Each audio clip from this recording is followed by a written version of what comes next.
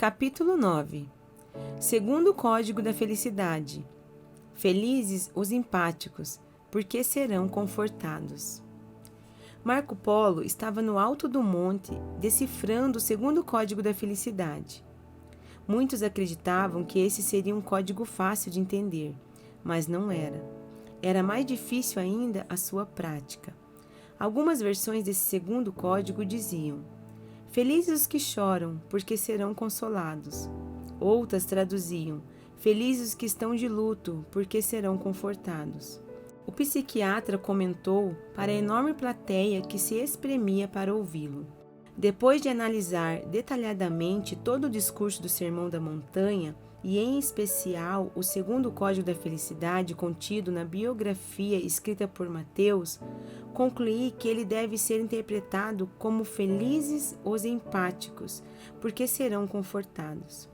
Após dizer essas palavras, Marco Polo provocou os participantes. Pensem comigo. O homem que pretendia ser o mestre dos mestres da emoção, que estava ensinando os códigos de ouro para que a humanidade conhecesse a felicidade sustentável, em vez de aplaudir a alegria, aplaudiu as lágrimas. Felizes os que choram, porque serão consolados? Isso é um paradoxo? Sem dúvida alguma, disse Sofia, que já tinha lido diversas vezes esse texto, mas nunca tinha pensado dessa forma. Marco Polo continuou: para ser verdadeiramente feliz, é preciso chorar? Estranho. Na realidade, ele discursava sobre um choro saudável, altruísta, solidário, não sobre o choro depressivo, masoquista, autopunitivo. Ele se referia ao mais notável treinamento emocional, a empatia, a capacidade de se importar com a humanidade, de levar em alta conta os sentimentos e as necessidades dos outros. Vocês se importam com os seus semelhantes? Para o mestre da emoção, os que chafurdam na lama do egoísmo são infelizes, ainda que tragam um sorriso no rosto, mas os que se doam concretamente para aliviar as angústias dos outros são felizes. Ninguém se importou tanto como ele com a dor das pessoas. Ele era felicíssimo. O pensador da psiquiatria comentou que os que frequentam hotéis de luxo, resorts, parques diversos podem ter um prazer efêmero, ainda que sejam milionários, mas os que se importam com as mazelas sociais e com a destruição da natureza têm mais chance de desenvolver uma emoção saudável, ainda que vertam lágrimas. Os que participam de organizações como Greenpeace e Médicos Sem Fronteiras, bem como os que doam seu tempo, suas habilidades e seu dinheiro para preservar a saúde humana e a do planeta, treinam sua emoção para serem felizes. Em tese, são mais felizes do que os que vivem para contar o próprio dinheiro ou que se sentam no sofá, plugados em celulares e multimídias. Depois dessa exposição, Marco Polo começou a entrar em camadas mais profundas da mente humana. Ser feliz é proclamar: eu me importo. Ser infeliz é ser indiferente. E existem fenômenos de altíssima complexidade que sustentam essa teoria. Em primeiro lugar, temos de questionar: a emoção é a mesma em todo mundo? Nascemos emocionalmente iguais? A emoção pode se contrair ou expandir ao longo da vida? A emoção pode envelhecer ou rejuvenescer em descompasso com o corpo? Perguntou antes de prosseguir. Existem diferenças de sensibilidade entre as crianças ao nascer. Umas são mais sensíveis à dor, a cólicas e à fome, outras menos. Umas se adaptam mais e, portanto, são mais resilientes às adversidades, como a solidão e a ausência dos pais, outras menos. Mas, em tese, todo bebê nasce com a mesma capacidade de dilatar a própria emoção e desenvolver suas habilidades de amar, se alegrar, contemplar, motivar, adaptar, ousar, ser curioso, bem-humorado, seguro. Então ninguém nasce psicopata, impossível, poeta, romancista? Indagou David, um engenheiro de Harvard. Em tese, não. Essas experiências dependem não apenas da carga genética e do metabolismo cerebral, mas especialmente de milhares de experiências existenciais arquivadas ao longo da vida, que formam plataformas de janelas. Janelas solitárias não sustentam habilidades emocionais. São necessárias milhares de janelas, uma plataforma para um ser humano expressar uma habilidade, como ser seguro, tranquilo, contemplativo. Assim como um bairro precisa de inúmeras casas, farmácias, mercados para ser sustentável, os bairros do cérebro precisam de uma quantidade enorme de experiências para expressar suas habilidades. É por isso que a intencionalidade não muda a personalidade? Questionou o neurocientista Michel. Exatamente, Michel. Imagine que a memória seja uma grande cidade e que uma pessoa super ansiosa proclame: de hoje em diante serei a pessoa mais tranquila de Jerusalém.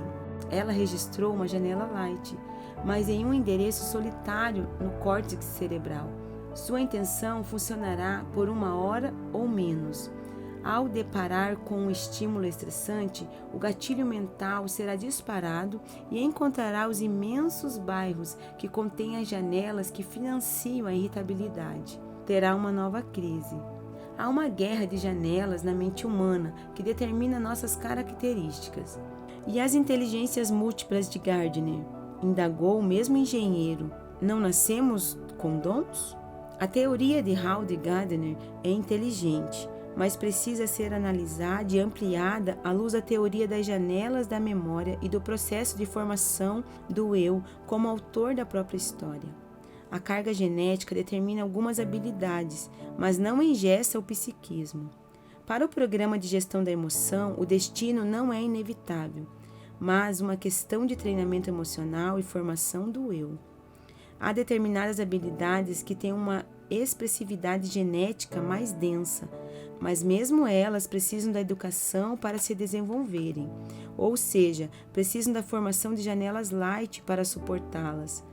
Em tese, alguém que não nasceu com um dom genético pode desenvolvê-lo caso se submeta a um treinamento disciplinado. Por exemplo, minhas redações não eram boas no ensino médio, mas treinei intensamente minha escrita. Hoje sou lido por dezenas de milhões de pessoas. A educação da emoção pode ser mais criadora de talentos do que a carga genética, afirmou Sofia. Concordo, comentou Michel novamente. Caso contrário, a vida seria injusta. Algumas pessoas seriam privilegiadas geneticamente, enquanto a grande maioria dos mortais padeceria da mediocridade. Há pessoas tímidas que se tornam grandes professores. Há jovens com péssimos traços comportamentais que se tornam grandes artistas plásticos. Há péssimos alunos, como eu era, que se tornam cientistas inteligentes. E brincando completou: mas não sei se sou um deles. Marco Polo não se colocava como dono da verdade. Para ele, a verdade era um fim inatingível, porém defendia suas ideias de forma clara.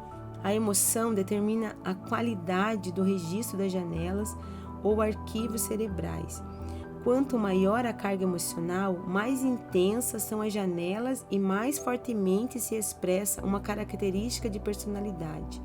Muitos não desenvolvem habilidades porque sua emoção é frágil, sem sabor, sem tempero. E Marco Polo comentou também que a emoção é como uma bola de futebol. Mas a carga genética, o estresse no útero materno, a adaptação aos estímulos estressantes fazem com que cada criança nasça com bolas de tamanhos e densidades diferentes.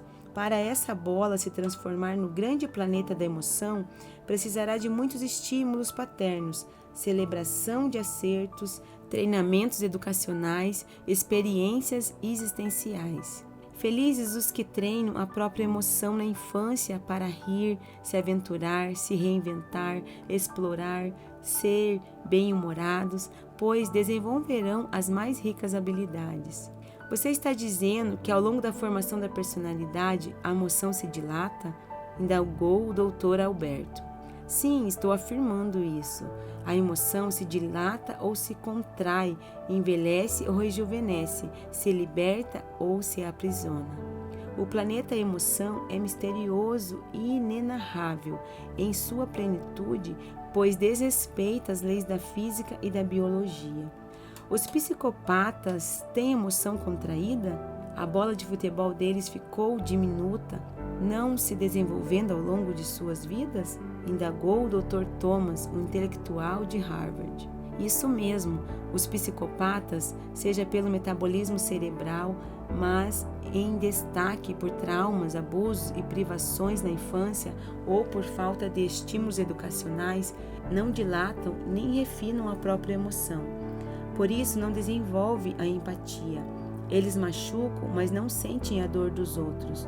O poder é capaz de gestar psicopatas que antes eram pessoas razoavelmente sensíveis, transformando-as em ditadores que dão 1000 justificativas para pressionar, controlar e extrair lágrimas de seu povo. A necessidade neurótica de ser o centro das atenções e de se perpetuar no poder também pode gerar psicopatia e asfixiar a emoção de líderes políticos nas sociedades democráticas. Marco Polo abordava tantas ideias inovadoras que era difícil acompanhar seu raciocínio. Muitos tomavam notas que serviriam de temas para suas teses de mestrado e doutorado. Era surpreendente que o poder e necessidades neuróticas poderiam deixar o planeta emoção no estado caótico. Hitler inscreveu-se na Escola de Belas Artes de Viena. Era um jovem que tinha sensibilidade, mas se transformou num dos maiores psicopatas da história. O psiquiatra explicou que os sociopatas são diferentes dos psicopatas. Sociopatas, os que transgridem as regras sociais, não necessariamente são psicopatas. Ao contrário destes, os sociopatas podem ter uma emoção dilatada, ser sensível, mas essa emoção é distorcida e doentia. Por isso, desrespeitam as leis de trânsito, colocam a própria vida em risco, explodem quando contrariados. Os generosos e os altruístas também têm emoção dilatada, continuou Marco Polo. Era esse treinamento que o mestre da emoção estava ensinando no Sermão da Montanha. Mas nem sempre os generosos são saudáveis. Há pessoas empáticas que têm emoções doentias, pois são hipersensíveis. Os sensíveis se preocupam com a dor dos outros. Os hipersensíveis a vivenciam. Os sensíveis são ótimos para os outros. Os hipersensíveis são carrascos de si mesmo. Milhões de pessoas são hipersensíveis, predispostas ao adoecimento emocional. Por isso, precisavam trabalhar urgentemente as ferramentas de gestão da emoção. Os debates sobre o segundo Código da Felicidade Sustentável começaram a dissipar as nuvens intelectuais da plateia e dos seguidores online. Estavam começando a conhecer o mais complexo e inexplorado dos planetas, a emoção. De repente, um rico empresário de Xangai, Maxião, comentou: "A China, meu querido país, passou nas últimas décadas pelo maior desenvolvimento econômico da história da humanidade. Mas o preço tem sido caro. Temos uma epidemia de doenças psicomáticas, depressão, ansiedade, solidão. Todos os anos, mais de 1 milhão de pessoas tentam um suicídio. Dr. Marco Polo. Precisamos urgentemente de gestão da emoção, do desenvolvimento emocional, para sermos não apenas a nação mais rica do mundo, mas a mais feliz também." Marco Polo fitou bem esse empresário chinês e lhe disse: "Leve os códigos da felicidade para seu país." "Mas não posso levar uma religião para a China. Eu tenho falado de alguma religião nesses debates?" "Não, pelo contrário", admitiu o empresário. "Então reitero, não leve uma religião para a China. Leve os códigos da gestão da emoção do mestre dos mestres. Faça grupos de estudo sobre eles na escola, nas universidades, nas empresas. Seu país nunca mais será o mesmo." Maxião abriu um largo sorriso. "Levarei. Tenho uma equipe de 5 pessoas filmando esses debates de todos os ângulos." Marco Polo se deu conta de que cada um dos seus gestos se tornava público. Não podia dissimular, se preocupar com sua imagem social, ser um pensador artificial. Tinha de ser apenas um ser humano em busca de um endereço dentro de si mesmo. Enquanto Marco Polo pensava nisso, Sofia extraiu uma conclusão. O segundo código da felicidade, felizes os empáticos porque serão confortados, felizes os que choram porque serão consolados, trata do treinamento emocional para a superação da solidão.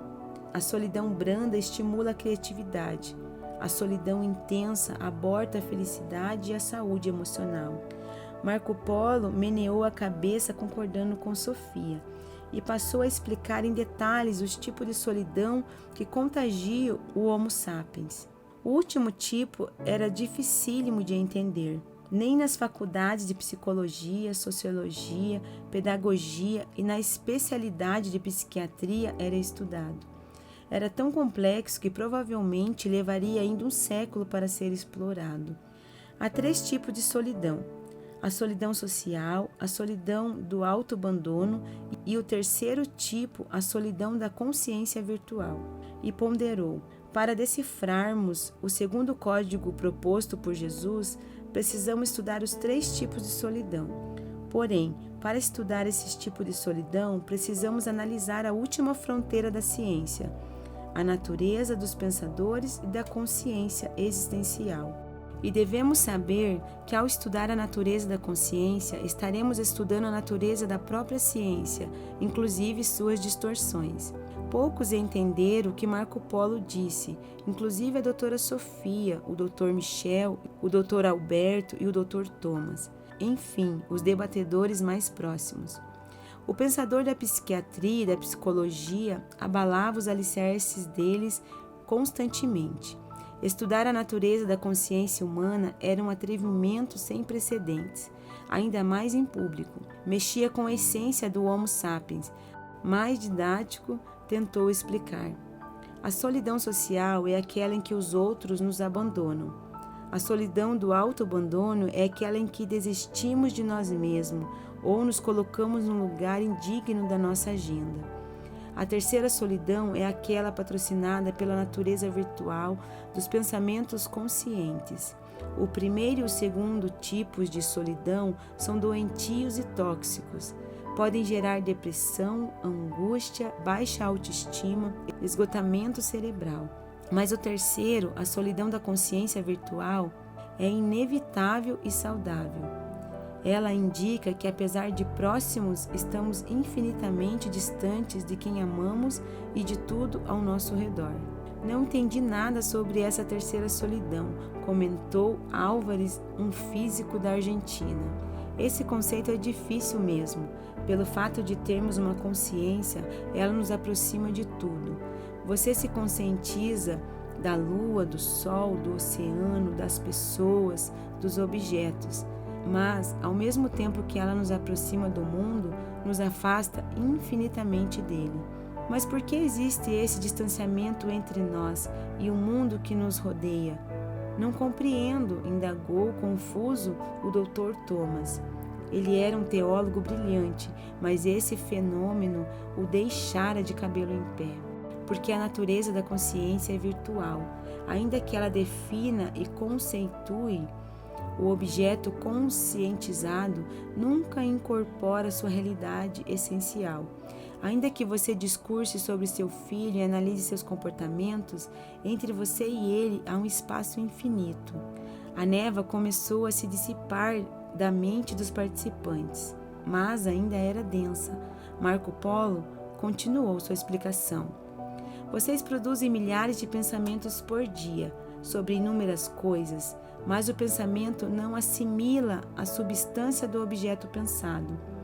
Um pai, um professor, um psiquiatra pode estar fisicamente a 2 metros de um filho, de um aluno ou de um paciente, mas psiquicamente há entre eles um antiespaço, um espaço insuperável, pois se conscientizam virtualmente deles.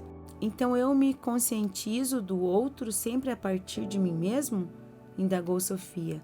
Exatamente, afirmou Marco Polo. Logo, se não aprendermos a nos esvaziar de nós mesmos, a desinflar nossos egos, como diz o primeiro código da felicidade, não conseguiremos viver o segundo, ser empático, ou seja, nos colocar no lugar dos outros, concluiu Ellen, uma socióloga norueguesa. Bravo! Aplaudiu Marco Polo. Um código está intimamente ligado ao outro. E, além disso, todos eles têm ligações com os fenômenos mais complexos que estão nos bastidores da mente humana. Nesse caso, ligação com a natureza da consciência. Ainda que sejamos amados, valorizados, aplaudidos, que não vivenciemos o primeiro tipo de solidão, ainda que apoiemos e apostemos em nós mesmos, sem nos autopunirmos quando erramos, ou seja, que não vivenciemos o segundo tipo de solidão. Enfim, ainda que não tenhamos a solidão social e a solidão do autoabandono, todos somos solitários, todos estamos sós, todos vivemos numa bolha virtual. A grande maioria dos psicólogos e psiquiatras nunca tinha ouvido falar do terceiro tipo de solidão, a não ser nos escritos do próprio Marco Polo, pois foi ele o primeiro pesquisador a descrever a solidão da consciência virtual.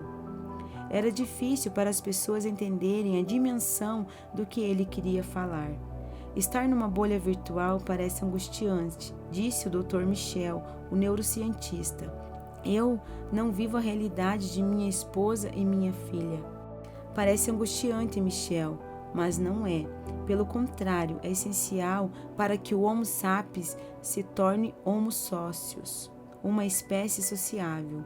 Sem essa bolha virtual gerada pela consciência, a emoção que é real, concreta, não seria excitada e provocada para desenvolver uma ansiedade saudável, chamada de ansiedade vital, que impulsiona nosso eu a sentir saudades, amar, ter filhos, namorar, colecionar amigos. Teríamos um isolamento atroz, mordaz, bárbaro. Seríamos como zumbis. O Dr. Davison, um professor de psiquiatria de Toronto, comentou: "Sua tese abalou meu cérebro, Dr. Marco Polo. Deixe-me ver se entendi. A emoção é real e a consciência é virtual. A consciência, por ser virtual, nos faz estar profundamente sós, o que provoca a cada momento a emoção, que é concreta, a necessidade de socializar, impedindo-nos a fazer pesquisa, dar aulas, beijar os filhos, ter uma parceira, construir pontes para nossos colaboradores." Exatamente, confirmou Marco Polo. E o professor canadense de psiquiatria prosseguiu: "Então o motor da motivação do Homo sapiens é mais complexo do que eu imaginava. Não é o desejo consciente em primeiro lugar, mas a complexa órbita do planeta real da emoção, em torno da órbita do Sol virtual da consciência." As pessoas ficaram confusas com essa conclusão, mas ela estava correta. Diante disso, Marco Polo explicou: "A motivação, seja de crianças ou adultos, tem dois grandes impulsos. O primeiro é imperceptível. Construímos relações e realizamos tarefas porque a consciência virtual gera uma ansiedade e uma motivação incontrolavelmente exploratória. Sem essa mola propulsora, não haveria artista, atores, poetas, casamentos, escolas. O segundo é perceptível. Por exemplo, realizamos atividades porque percebemos a necessidade delas. Marco Polo sabia que muitos que ouviam não entenderiam 100% do que ele estava falando, mas se entendesse 10 ou 20%, estaria satisfeito. Depois disso, entrou numa seara riquíssima. Relatou uma das maiores razões porque o ser humano é extremamente criativo, inclusive os pacientes psicóticos, portadores de obsessão, depressão, ainda que essa criatividade seja destrutiva. Somos quase todos construtores de fantasmas mentais." De repente, um jovem muito bem-humorado, que estava perto de Marco Polo, entrou em cena. Em voz alta declarou: "Eis aqui o maior dos gênios. Ninguém constrói mais fantasmas do que eu." Muitos caíram na gargalhada. Marco Polo e Sofia conheciam aquela voz, aquele jeito despojado de ser e viver. "Oscar, você aqui?" espantou-se Marco Polo. "Em carne e osso, meu doutor." E lhe deu um abraço esfuziante. Oscar era o paciente de Marco Polo e Sofia, portador de esquizofrenia. Era atendido na universidade onde lecionavam. Em seguida, chamando a atenção para si, o jovem comentou: Eu já fui Napoleão querendo dominar o mundo. Já fui vítima de uma conspiração internacional. Já dei conselhos a Bill Gates sobre como ganhar dinheiro. Na minha mente tem uma coleção de obras de arte. Mais sorrisos. Oscar tinha uma alegria contagiante. Sofia tentou controlá-lo. Chegou perto dele e lhe disse baixinho: Oscar, está tomando seus medicamentos? Satirizando a pergunta, ele disse: tem medo de que eu supere a inteligência do Dr. Marco Polo? Ela lhe lançou um olhar firme e ele recuou. Claro, doutora, como você prescreveu. Então Marco Polo continuou sua explicação. A consciência humana pode ser virtual, liberta o mais complexo dos pensamentos, o pensamento antidialético ou imaginário, permitindo-nos pensar no futuro, embora ele seja inexistente, ou resgatar o passado, embora ele seja irretornável. Incrível! Se a consciência não fosse virtual, não seríamos uma espécie que produz artes plásticas, poesias, literatura, argumentou Núbia, a curadora de um museu da Finlândia. Correto. A bolha virtual em que todos nós vivemos gera uma criatividade borbulhante para tentarmos alcançar a realidade do mundo conscientizado de que jamais nos apropriamos. Criar é tentar resolver a ansiedade vital. Por isso, quem é mais inquieto e inconformado cria mais. Criar é se aproximar da realidade inalcançável, comentou Marco Polo, que em seguida afirmou: e num certo sentido todos somos extremamente criativos. Desculpe, Dr. Marco Polo, eu não sou criativo, falou Júlio com seu inglês truncado. Ele era estudante de turismo em Roma. Vou lhe provar que todos somos criativos. Quem é cineasta aqui? Indagou Marco Polo. 3 pessoas levantaram a mão. Errado, todos são cineastas. Como assim? Perguntaram uns aos outros. Marco Polo está delirando? O psiquiatra, que amava provocar seus alunos, emendou outra pergunta. Quem gosta de filmes de terror? Mais ou menos 5% das pessoas levantaram a mão. Em seguida, ele fez a pergunta fatal. Mas quem cria um filme de terror na própria mente de vez em quando? Quase todos levantaram as mãos. Portanto, todos são cineastas. Alguns são diretores de cinemas mais criativos que os mais criativos de Hollywood. A plateia riu. Eu faço um filme de terror por dia na minha mente. Crio problemas que não existem, disse Júlio iluminado. Eu também crio filmes de ficção científica constantemente em meu cérebro. Sofro pelo futuro por coisas que só estão em minha cabeça. Faço o velório antes do tempo, comentou Melissa, uma educadora da Suécia, com um sorriso no rosto. Estava aprendendo a dar risada das próprias loucuras. A plateia caiu na gargalhada também. Marco Polo comentou: essa criatividade só é possível porque a construção de pensamentos e, consequentemente, a motivação da consciência ocorre na esfera da virtualidade. Você não precisa ter fantasmas reais para o assombrar. Você os cria. Não precisa ter problemas concretos para o perturbar. Você os inventa. Nunca se diminua. Você é extremamente criativo, mesmo quando é autodestrutivo. Nunca menospreze pessoas com obsessão, depressão ou psicose, pois são espetacularmente criativas. As pessoas ficavam quase sem fôlego tentando decifrar as teses de Marco Polo. Sofia nutria profunda admiração por ele. Perguntava-se frequentemente de onde ele tirava essas ideias. Acreditava que ele era um super gênio. Nesse momento, ele olhou para ela e pareceu ler seus pensamentos. Meus livros são usados no Instituto de Gênios para estimulá-los a gerir a emoção e ser produtivos. Mas não sou um gênio, sou apenas um pensador teimoso, disse brincando consigo mesmo. Eu produzo essas ideias porque liberto diariamente o pensamento imaginário ou antidialético. Por isso, transformamos um rato num dinossauro, afirmou Oscar, intervindo mais uma vez. Exatamente, Oscar. Está cheio de dinossauros em minha mente, brincou o paciente de Marco Polo. Mais risadas. mais relaxamento. Oscar tinha tiradas incríveis, era um exemplo vivo de que mesmo as pessoas que foram devastadas por doenças mentais eram seres humanos que mereciam o máximo de respeito e consideração. Mas somos uma sociedade classificatória e injusta. Nos rotulamos de ricos ou miseráveis, intelectuais ou iletrados, celebridades ou anônimos, normais ou insanos. No fundo, estamos todos doentes e não sabemos.